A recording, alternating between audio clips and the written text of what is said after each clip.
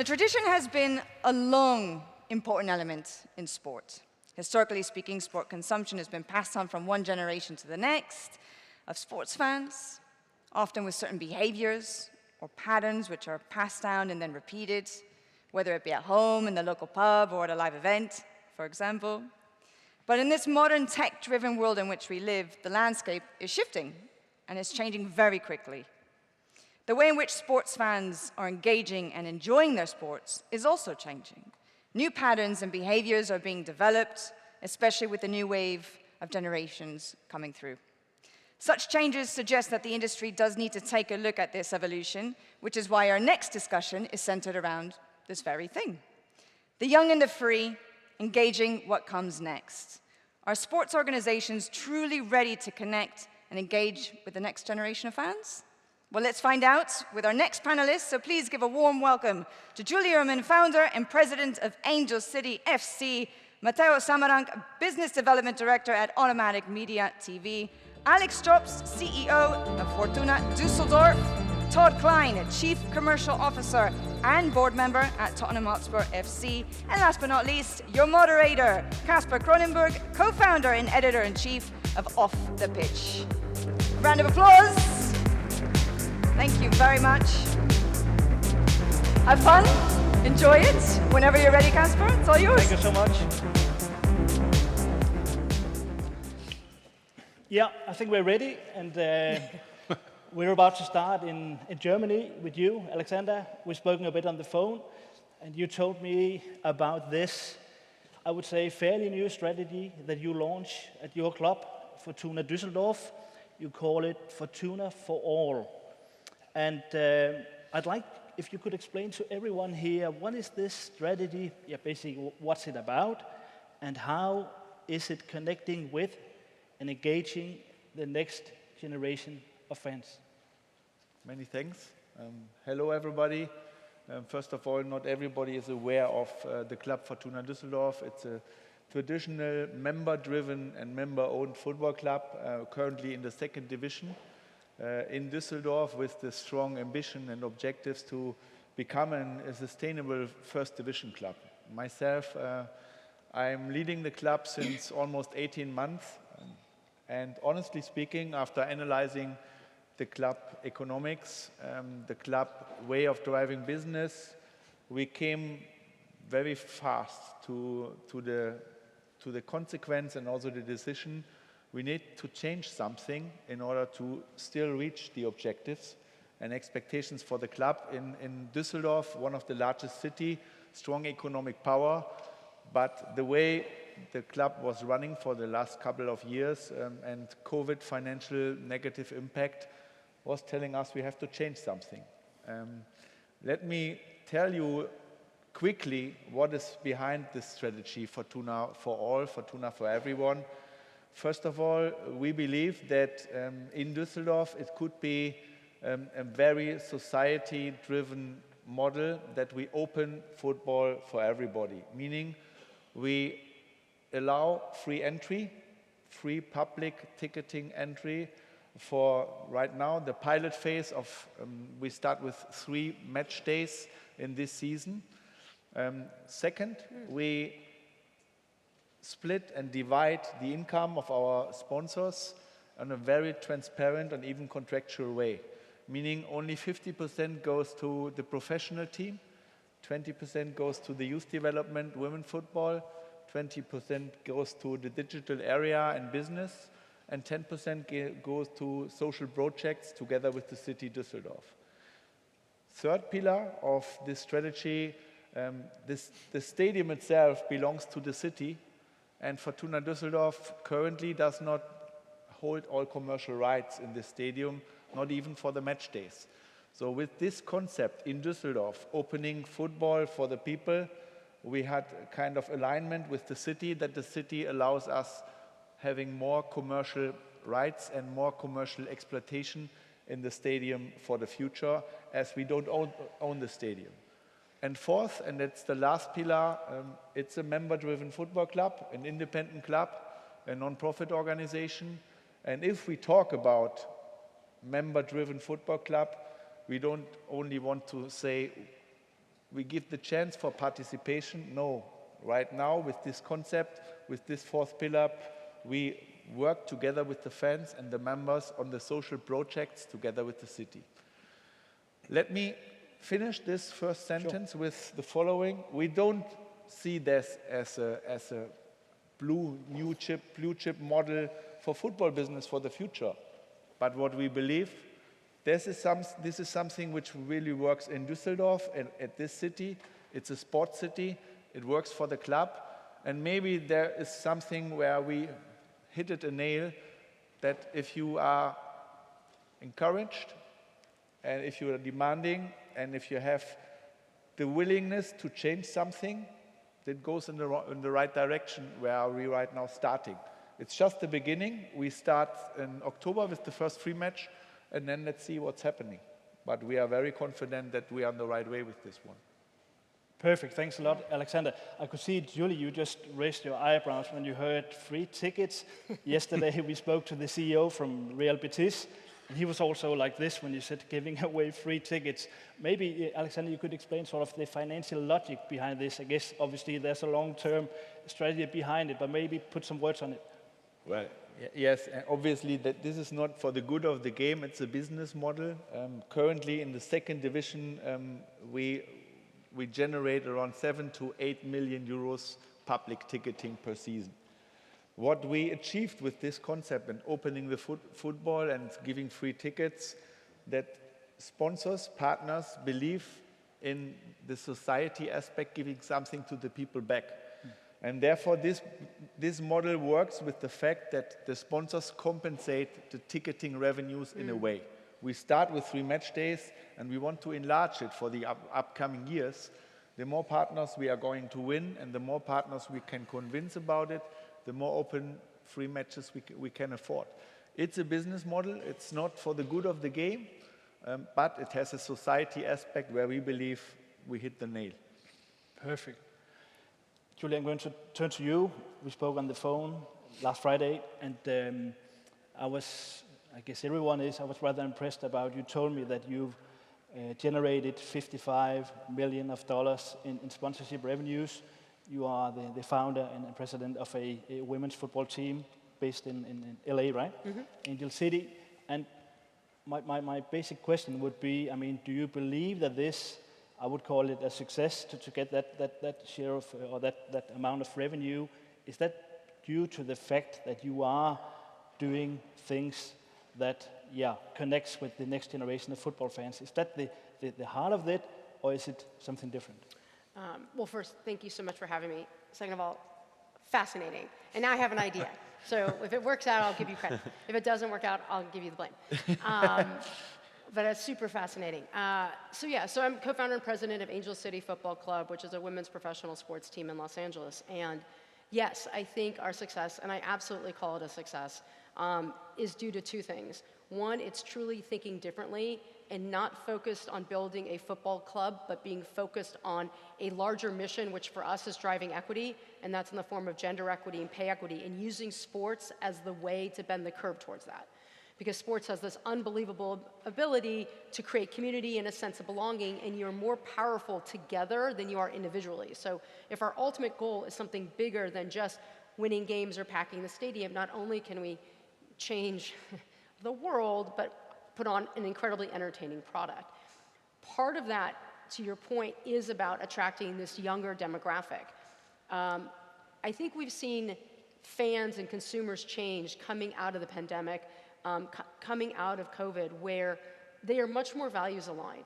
They want to partner, they want to spend their money with people that have similar values and are authentic in the way that they show up in the world. Yeah.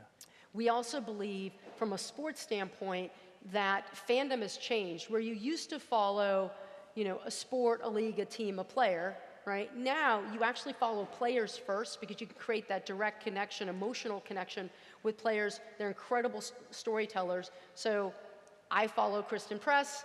She plays for Angel City. I now become an Angel City fan. I'm now a fan of the National Women's Soccer League. And if she moves, I'm probably going to move my team alliance as well. So these 2 ideas that the younger generation is following players even before they're following a team in a sport, combined with the fact that they really want to live their values and who they associate with and the products that they buy and where they spend their money, I think has also supported our growth, because from the beginning, Angel City has been an organization where mission and capital can coexist, where we never sacrifice purpose for profit, and yet we do both at the same time.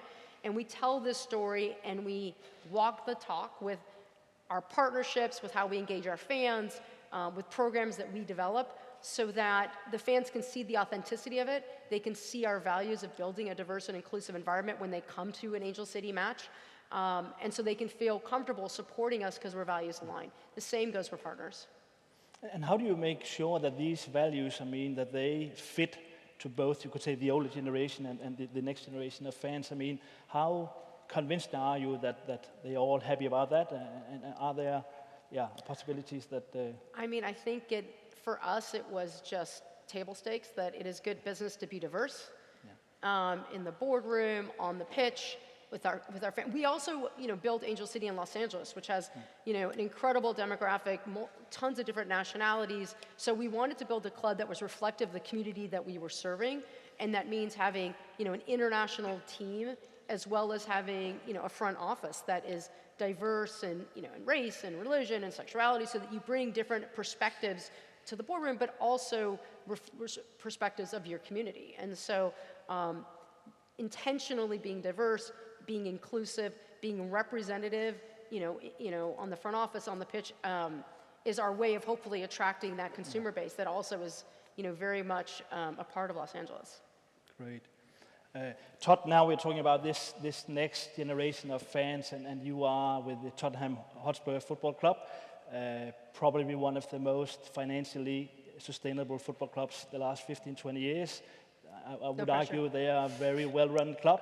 Thank you. But how do you see this? I mean, often when we talk about it, people are a little bit concerned. What about the next generation of fans? Would they like football? Are they going to spend money on football? 90 minutes is 0-0 game. It can be rather boring. How does that fit into the next generation? Are you concerned about, you could say the next 10, 15 years, whether they're going to love football as much as we do? Yeah, and Casper, thank you for the question, and the WFS for having me, and to all of you who are here to talk about something I think all of us just love, which is football.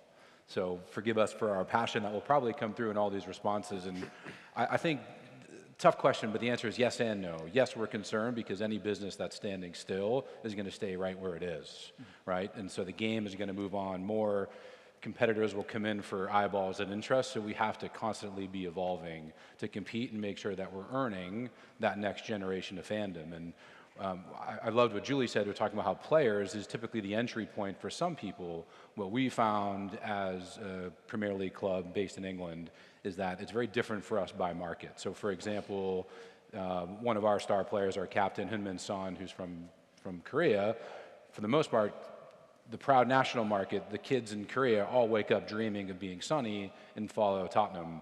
And the question we ask ourselves is, what are we doing to leave a legacy if he does someday leave our club? How can those fans who found us through Sonny stay fans? And that's the critical thing for us, whereas we look at domestically where we'll have 6 or 7 of our competitors within a 4 or 5 mile radius of our own stadium. What are we doing to the term we like to use, and I steal this from a mentor, a gentleman named Tom Garfinkel, who's the chairman of the Dolphins in Miami. What's the since moment we can create? I've been a fan since. Well, I've been a fan since I went to White Hart Lane with my dad. Or I've been a fan since I went to a football camp at my school and learned how to do crossovers by a Tottenham developmental coach. And so we're constantly thinking about what can we do market by market to interact and generate the next interest of fans. The TV ratings are up, the social following is up, things like mega global events like Women's World Cup, Euros are going to keep feeding the interest. It's upon us as a football club to see how we can earn them to be our fans, support us, and follow our club. And how do you measure that? I mean, obviously now Son is still with Spurs. As a Spurs supporter, I'm happy to see that. But imagine he had left. I mean, do you know whether you succeed in doing that, actually making those fans support Spurs and not just a specific player? We do. I mean, there are some pretty public metrics, and we refer to these as our beach muscles, right? Everyone looks good when they take their shirt off. That's a social following, right? So, we look at our social following numbers, and not just in the hero metrics like X or Instagram, but we'll have very specific language-specific channels in different markets in India and Korea, Japan. So we're looking at really big social numbers, but also engagement numbers. That's the key, right? It's one thing to have really big social following, but it's another thing to see how are you interacting with them and how are you engaging with them. And so we're looking at relative engagement on literally on a daily basis down to the individual piece of content. And we're very specific about the tone, the language we're saying it in, the platform in which we're distributing the content on. We've just invested as a club in £10 million to build a media center. We've launched our own OTT platform in order for us to constantly tell stories that are engaging with our fans all over the world, but hopefully to create some new fans. And we're a big believer in unscripted content as a way to let people in. And you know, our tentpole is fan-focused communication. Last night we had our first our fan forum with our manager, our chairman, and 4 players up answering questions from 250 fans. So you have to put that at the core of what you do, and then you have to disseminate that throughout all the channels of the platform and really judge the performance of the content. And this next generation of fans, I mean, is this a topic that you could say, constantly talking about? You need to focus on them, you need to understand who they are, Yep. what media channels they do, or are they just part of, you could say, the big customer base, and they don't need that special attention, or do they need special? Casper, it's a great question. The term we like to use is it's personalization. It's a huge world, but really the technology is now to a point when you log on to your subscription video on demand service, whether it's Paramount Plus or Netflix, like they're recommending things to you based upon what you watched. Our fans expect a very similar relationship with the football club. And so we have the technology in place to identify you, what you've seen, how you've interacted, if you've attended a match, if you've purchased from our team store, and then whether or not we should recommend this hat to you or maybe this player product to you. And so data, and it's, again, not to give cliches to people who are here and fly in to hear platitudes from a panel, but data really is everything. And first-party data for us is everything. But it's more importantly, it's the insights that we get from that data for us as business leaders to make good decisions to reach and grow the fans correctly. And if I can ask, and I don't know whether you can reveal this, maybe you can talk your way around it, but when you look at the fan base of Tottenham Hotspur, do you feel confident that, okay, we've got a really fair amount of younger fans? When you look at the stadium, the numbers you're watching at, do you think, okay, we're on good track, or do you need to do a lot more to sort of make Casper, that's a bit of a trick question, because you could ask me any question and I'm not going to feel satisfied with anything, right? No. So we can always be better. Our company, and we're very careful, like we're continuous learners, we're constantly improving, right? We're always trying to be better, and if we do something well, we want to see how we can do it better. So I would say we can always be better. We're never satisfied where we are, on the pitch or off, and so I think that's in our culture to always be improving. But it's reaching the next generation of fan base, I think, is one of the bigger topics. Fan growth overall is one of the biggest topics that we face as a club, and something that we have lots of people working on it every day. Right. Matteo, I'm going to turn to you. You are part of a company that gives, you could say, the next generation of fans the opportunity to actually be part of the fun. And maybe you could just describe shortly what you're doing, and also how do you feel that these products could actually help, you could say, raise the future generations of football fans? Okay, so first of all, thank you very much to everybody. Thank you very much to the World Football Summit. So I wanted, as you said, to first explain a bit about what I'm doing, as I do not work for a club as my peers, but we work for sports organizations in order to help them with what we're talking, to engage with the next generation of fans, and not only to engage with the fans, but also to engage with families, friends, create communities which are completely engaged. So what do I do? So basically, we are installing AI systems, Pixelot AI systems, which are cameras which automatically produce everything. And with all these new technologies and new cameras, basically, apart from having everything automatically produced, there's a very high cost reduction. So you can produce all the grassroots games, you can produce all the second team games, you can produce all the first team games. And so this, with all the different softwares of artificial intelligence that are out in the market, which can get all the data from the game, they can get automatic highlights right after the game, which is something fans right now are very interested in. So this is just a short resume of what I do, but I wanted to focus on a specific example.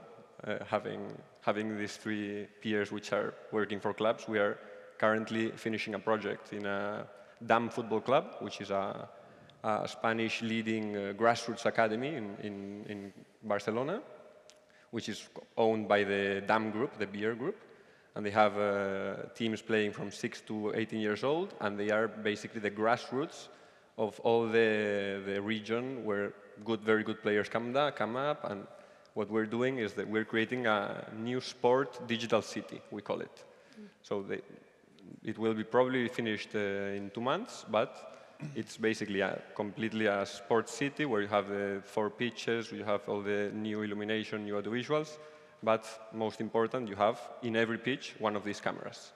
So we believe that with these cameras we can help the club with there is digital engagement. You have all this content that is streamed via social media or via streaming platforms, which is what nowadays the new generations are always using. You also have community engagement. So all the community, you get all the fans from the community, all the families and all the friends, and they can see the games live, they can see the games VOD, so they have the capacity to engage with the teams when before they hadn't the capacity to engage, they didn't see the games, only if you went locally to the stadium.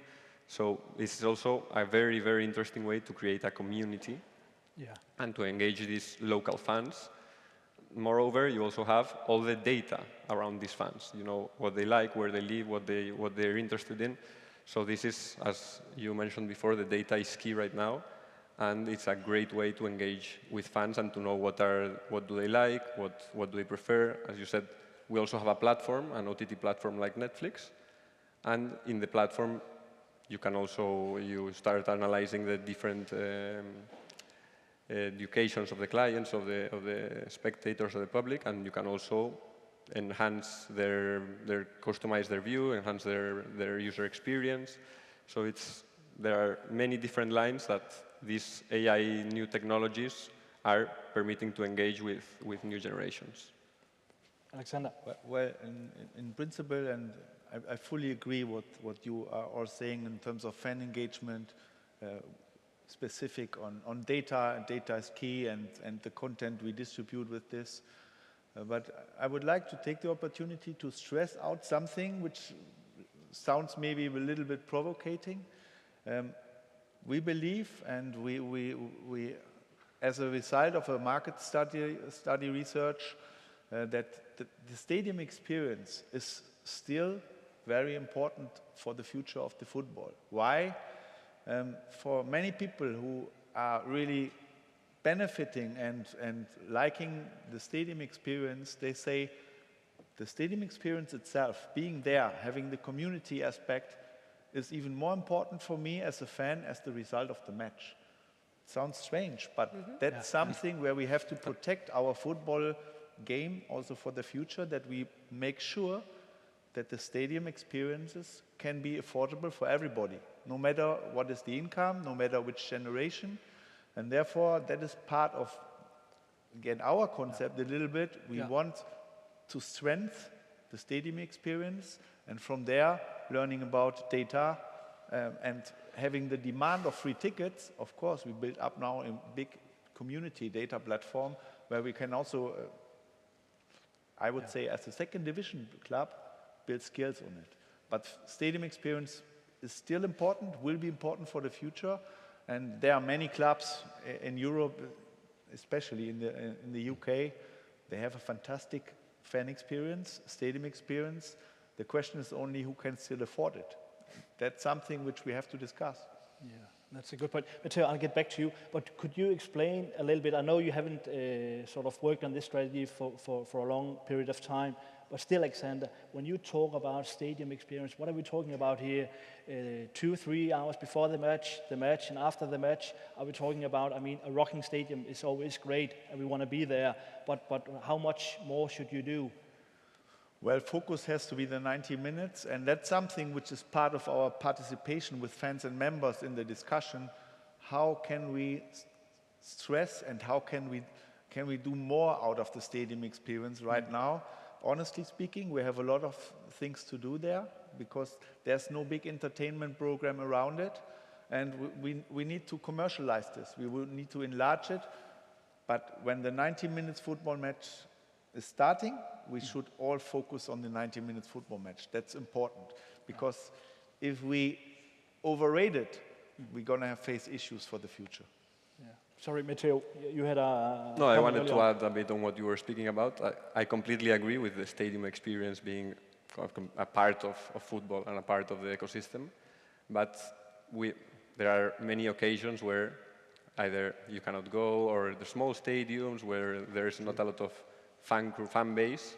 And the idea is that these cameras, they are also focused on the top teams and the top leagues, but they are a democratization of everything. So everybody can have a camera, everybody can be filmed, and everyone can see themselves, not only themselves, but there are very big projects of school leagues and university leagues where parents are paying to see the games, and this is crazy because before these cameras, it was impossible that I could be in my home or in my work and I put the game of my kid and I watch the game. So that's a very, very great way to connect and to engage with them, and most of the times when they cannot go to the stadium.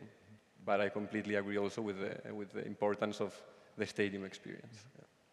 Perfect. Julie, maybe you could explain to us, I mean, what do you do when you go to football in the States? I've never experienced that, but how do you, I mean, do you feel that you really do it differently than European clubs, or, how is it? Yes, and I think part of that's America, right? I mean, a sporting event is an experience. It's an entertainment experience. Most of our games are about a 6-hour experience for our fans.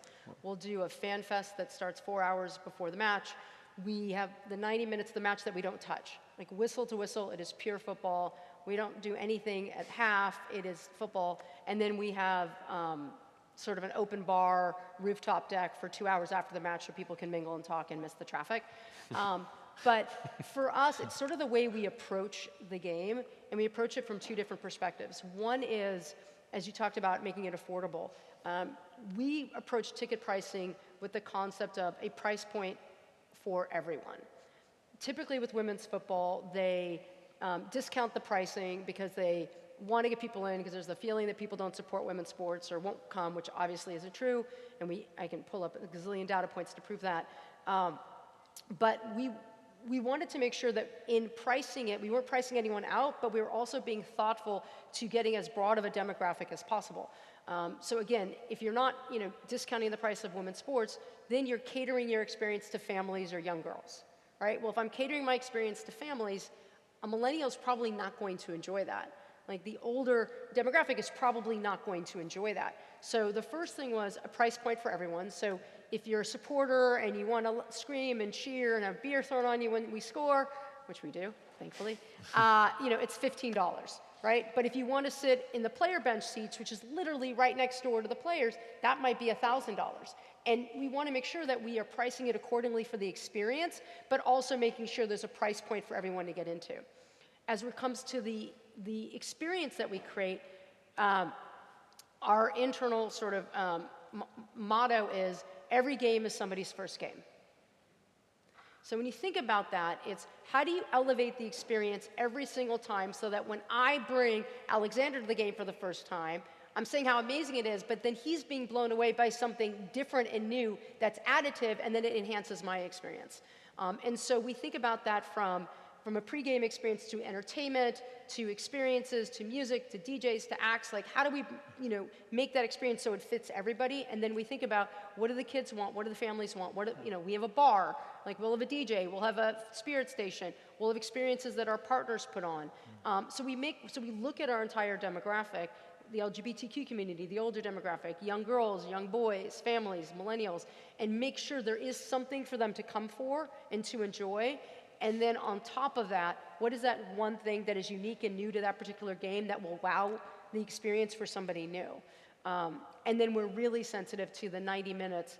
We don't shoot off T-shirts. We don't have faux games that get played at half. We actually use halftime to talk about our impact work and to highlight partners. And then after, it's hopefully a celebration.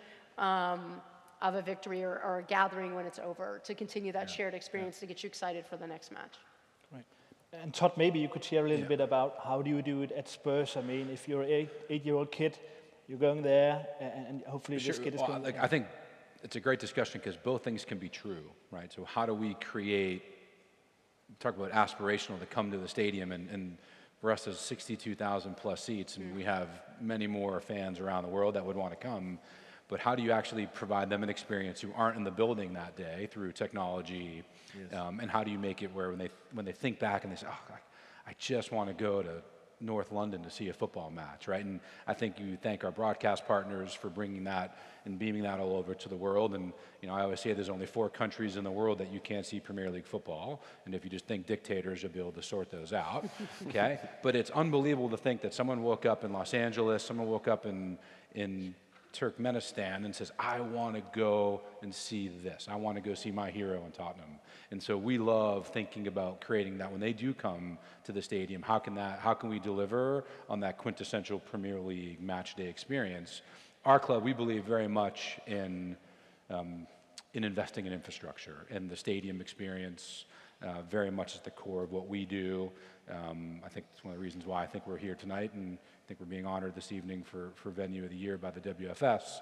And it's about that stadium experience. And I guarantee you, if you were at our match on Saturday and you were there when we scored 2 goals in extra time to beat Sheffield, and you celebrated uncontrollably with the person to your left, right, behind you, and in front of you, you're a fan for life. Yeah. I guarantee it. Yeah. I guarantee it. I still am riding high from that moment.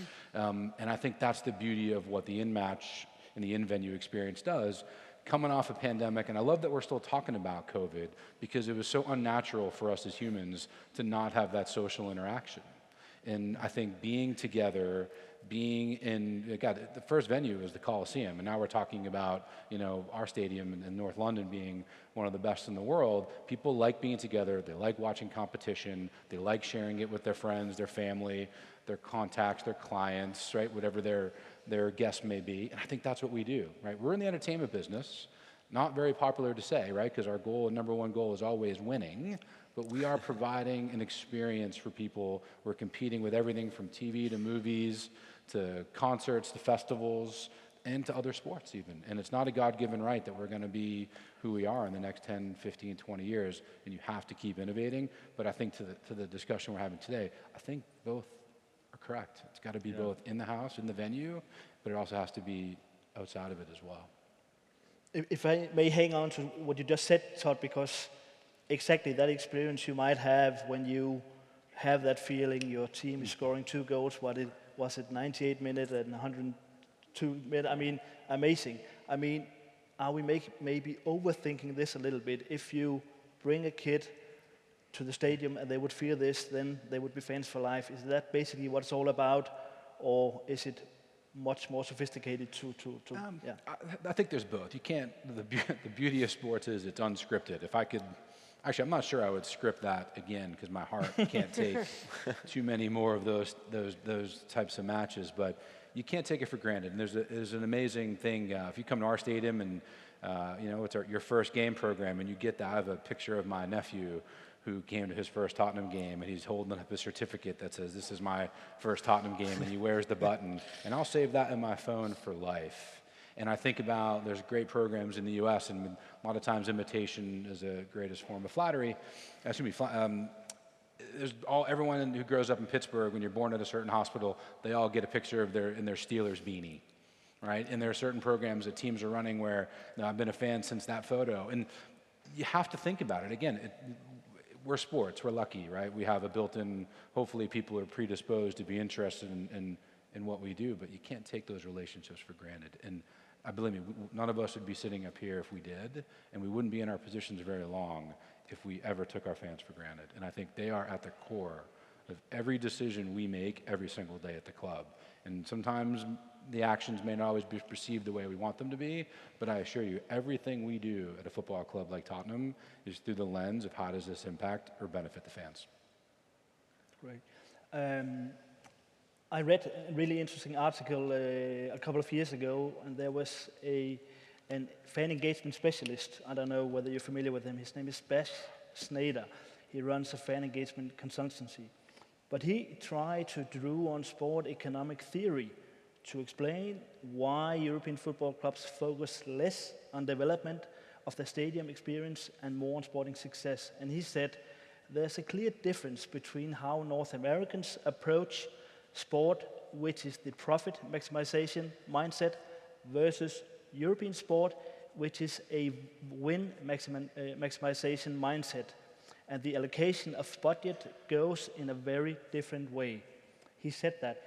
Does he have a point that in European football, we simply do not invest enough money to build these experiences because it's all about buying the best left back, the best striker, all these things?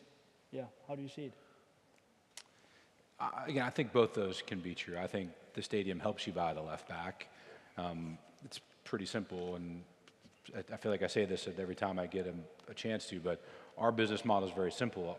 Our stadium generates reoccurring revenue that we reinvest in our women's program, our men's program, and our academy. It's that simple. Right, now I'll say it again because it's the most important thing we do, is every dollar, every pound we generate at our stadium gets poured back into developing our women's program, our men's program, and our academy. Yeah. Okay? So that is at the core of what we do. That's how we compete against some of the biggest football clubs in the world, and using our infrastructure as a way to do that.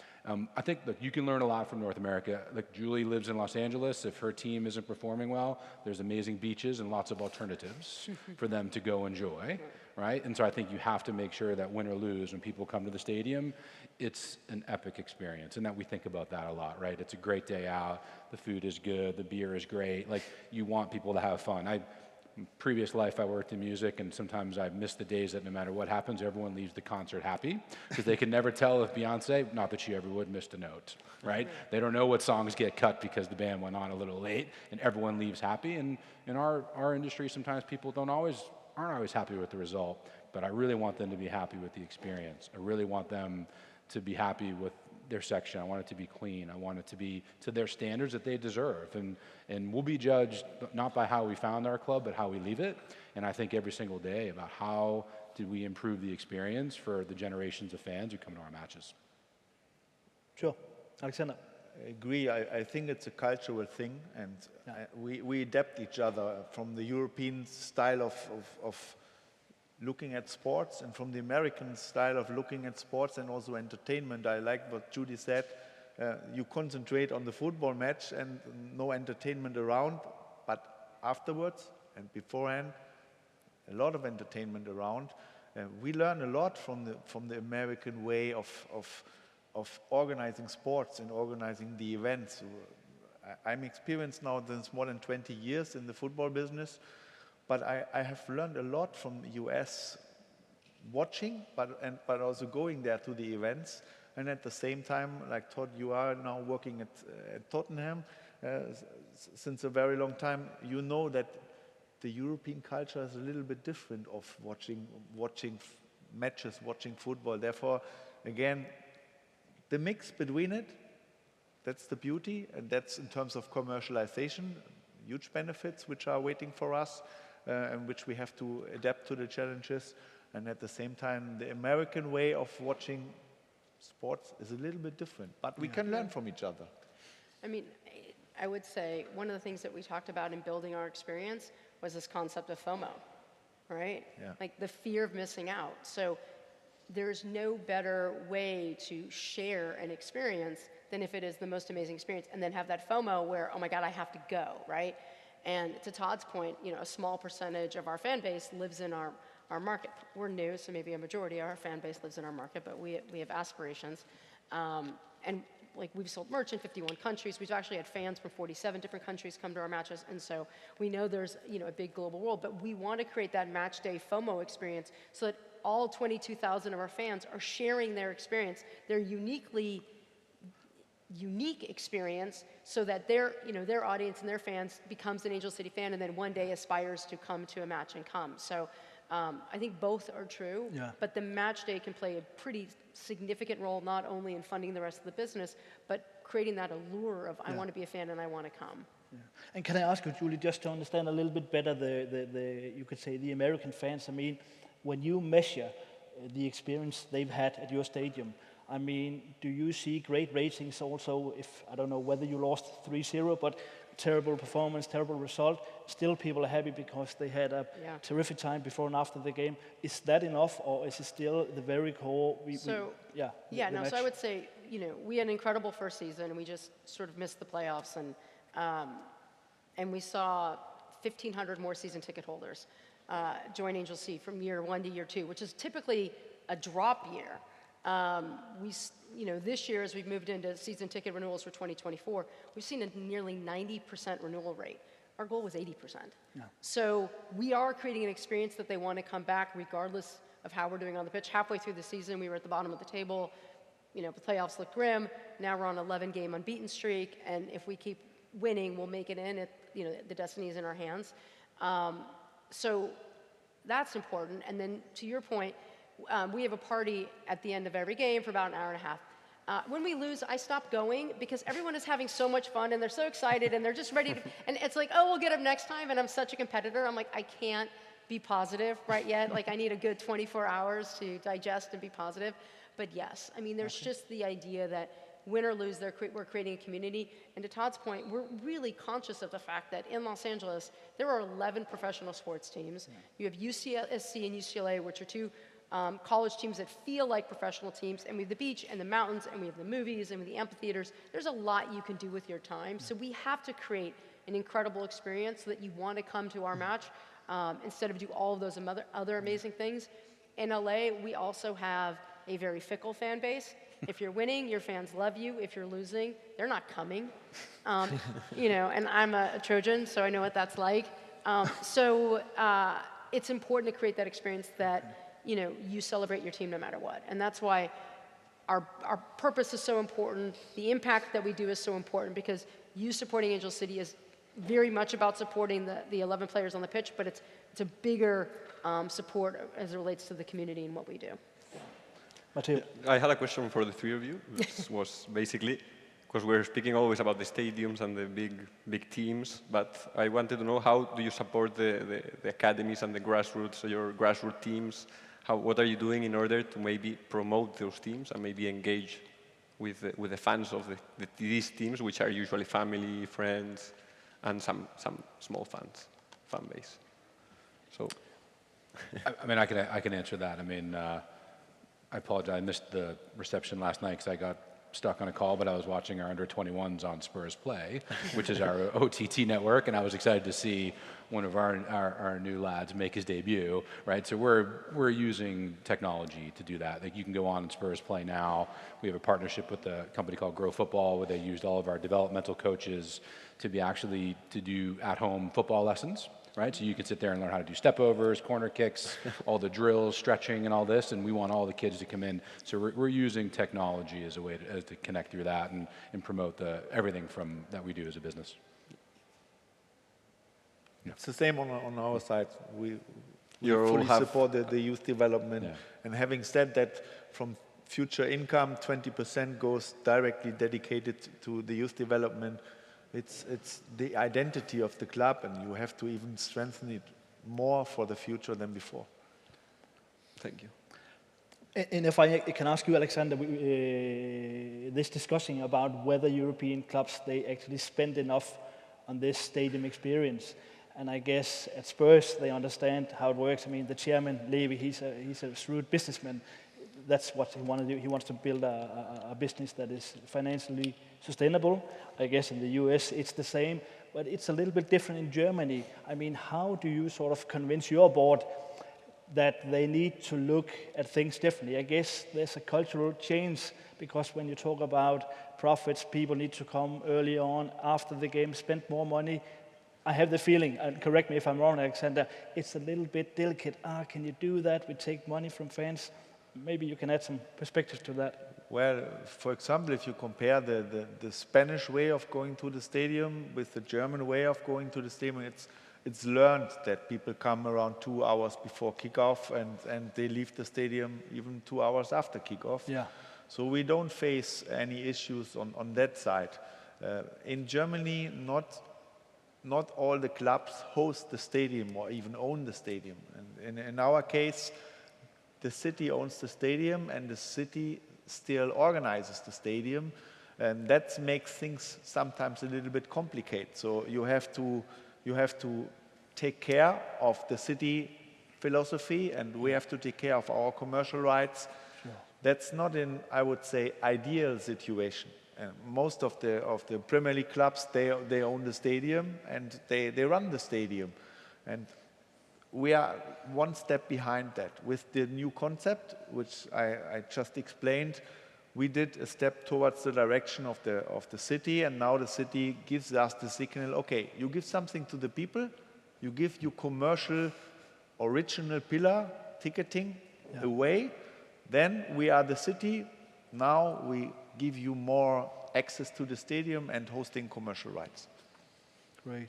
And how do you do that, Julie? You talked about this purpose and profit that is driving many of the things you do. I mean, how do you balance that? Is that an easy balance to find, or do fans sort of question sometimes your decision in this area? Yeah, it's an easy balance because it was part of our DNA from the beginning. We intentionally do not sacrifice profit for purpose. So when we come up with a new idea or we want to implement something, we ask the question, how's it going to impact our community? How are we going to be able to give back? And how does it drive the business model forward? So we start taking on sponsorship dollars. We decide that we give 10% of our sponsorship dollars back into the community through our social impact platform of Equity, Essentials, and Education. By the end of this year, we'll have put back $2.5 million. We start taking seat deposits. We partnered with Nike to distribute a sports bra to young girls in need, to distribute 22,000 sports bras because we knew we were going to sell all of our seat deposits. We want to support former players, so we developed a fund to support former players, where if you buy merch, 10% of that goes into the fund for the players. So everything we do has that balance, and if it doesn't have the balance, we don't do it. Yeah. Brilliant. I think time is running up. It is indeed. Sorry to say. That's fine. Thank you very much. Let's give everyone a round of applause.